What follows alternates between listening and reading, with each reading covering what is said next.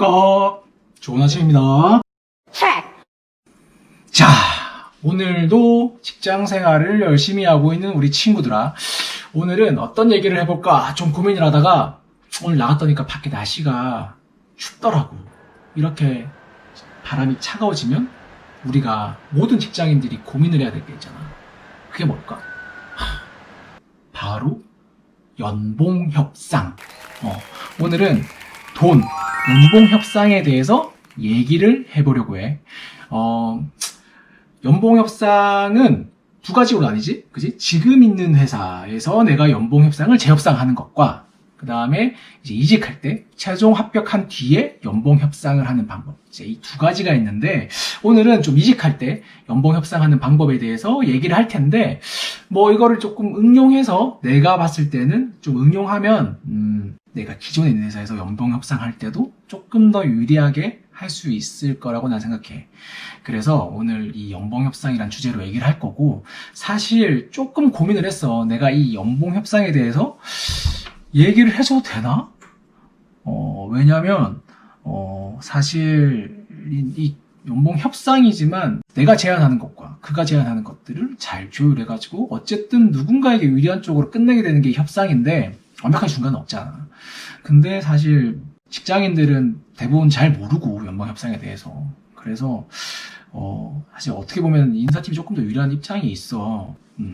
근데 내가 이런 어떤 팁들을 연봉 협상에 대한 팁들을 줘버리면 사실 회사에서 좋아할 것 같지는 않아서 이걸 해도 되나 약간 고민을 했는데 하지만 우리 회사는 이런 투명한 인사 이런 부분까지도 오픈을 해서 정말 뛰어난 인재들을 이제 우리 동료로 만드는 아주 그런 좋은 회사이기 때문에 그런 믿음이 있기 때문에 우리 회사를 사랑하기 때문에 하지만 나의 용기에 대해서 이 용기된 내용들을 다 이해하려면 영상을 끝까지 봐줘야 돼. 그리고 지금 좋아요와 구독을 꼭 한 번씩 눌러줬으면 좋겠어. 요즘에 좋아요가 올라갈 때마다 가슴이 웅장해지는 느낌을 받거든. 구독자가 벌써 120명이 넘었어.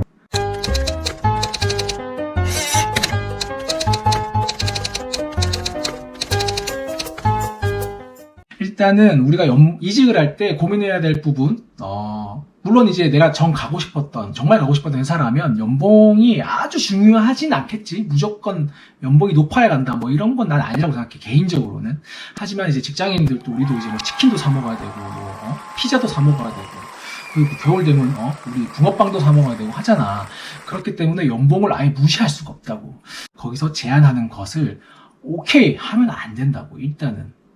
우리는 약 10%에서 15% 정도의 연봉 인상을 일단 마음속으로 두고 이직을 하잖아.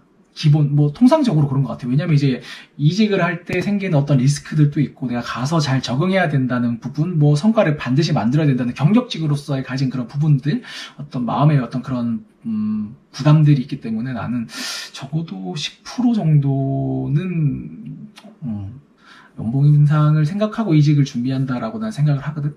물론 이제 이게 또 개인마다 차이가 있어. 이건 내 개인적인 생각이고.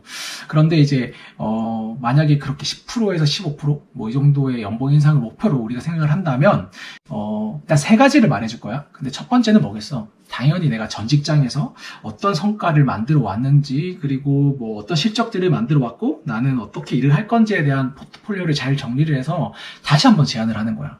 1,000만 원으로 제안을 받았는데 저는 이런 부분들이 있기 때문에 1,100만 원에서 1,200만 원 정도까지의 어떤 연봉 인상이 생각하고 있다. 뭔가 나의 어떤 시장의 가치에 대해서 다시 한번 내 실적들을 보여주면서 증빙을 하는 거지. 그러면서 보여주는 방법이 있고, 이게 나는 가장 통상적인 기본적인 방법이라고 생각해. 실제로도 우리 회사에서 이직하시는 분, 우리 회사로 이직 들어오시는 분들 이런 경우도 굉장히 많고, 그런데 이제 그게 아닌 조금 더 이제 생각을 조금 더 많이 하신 분들이 하시는 방법 두 가지를 말해주면,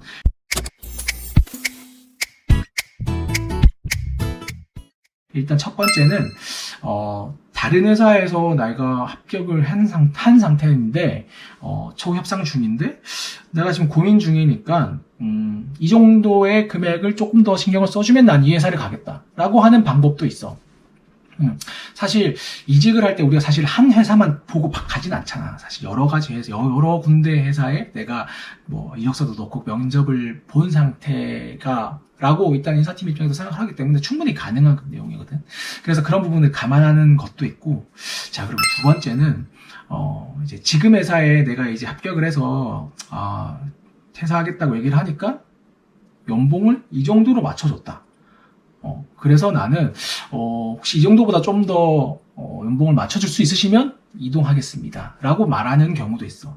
그런데 이제 이런 경우 같은 경우는 좀 내가 지금 있는 회사가 지금 이동하는 회사보다 조금 더 어느 정도의 어떤 규모가 있거나 이런 회사라면 나는 조금 이런 부분도 추천할 만해. 지금 있는 회사도 나쁘지 않은 회사인데 연봉 내가 뭔가 다른 것들을 해보기 위해서 이제 이직을 하는데 연봉 부분을 조금 더 고려해주면 내가 이직을 결정할 때 조금 더 도움이 될 것 같다 라고 얘기하는 거지. 그래서 이 세 가지 부분에 대해서 한번 사실 세 가지가 다 뭐 말이 안 되는 게 아니거든. 진짜 이직을 할 때 통상적으로 생각하고 사람들이 얘기하는 방법들이야.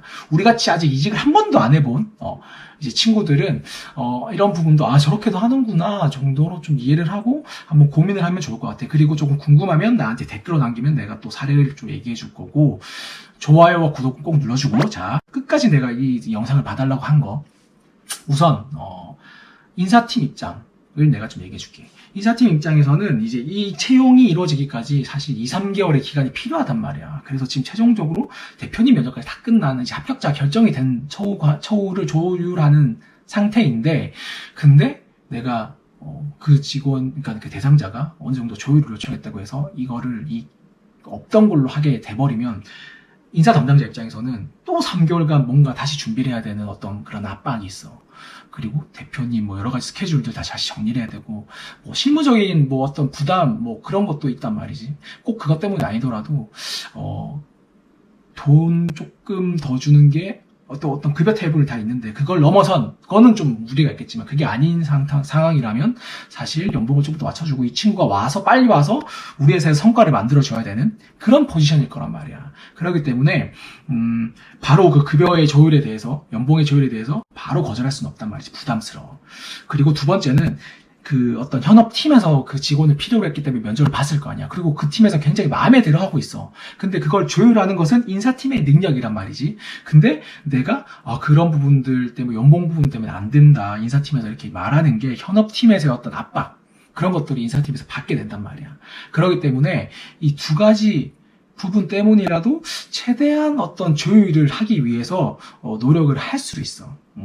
그렇기 때문에 우리는 나는 이런 거를, 그러니까 싫은 말 못하는 애들 있잖아. 뭐 친구들한테도 돈 빌려줬는데 갚으란 얘기 못하고 막 이런 좋은 게 좋은 친구들. 뭐 그런 게 아니더라도, 그런 게 아니면, 그런 거더라도 연봉에 대한 협상은 한번, 왜냐면 나의 몸값이 한번 정해지면 어쨌든 내가 입사를 하면 그 몸값에 맞춰가지고 다시 연봉 인상들이 시작되기 때문에 처음에 연봉이 굉장히 중요해, 들어갈 때. 그래서 그 초부에 대해서는 조금 더 깊게 고민하고 어떤 연봉에 대한 부분이 아니더라도 복지라든지 이런 부분들을 좀 판단을 해서 내가 조금 더 유리하게 입사를 하는 그런 게 조금 더 현명한 어떤 이직자의 어떤 모습이 아닐까? 라는 그런 생각이 들거든. 한번 잘 생각해서 이직을 할 때 최종적으로 어떤 연봉 협상을 할 때 조금 더 유리한 부분으로 잘 만들어 봤으면 좋겠어. 자.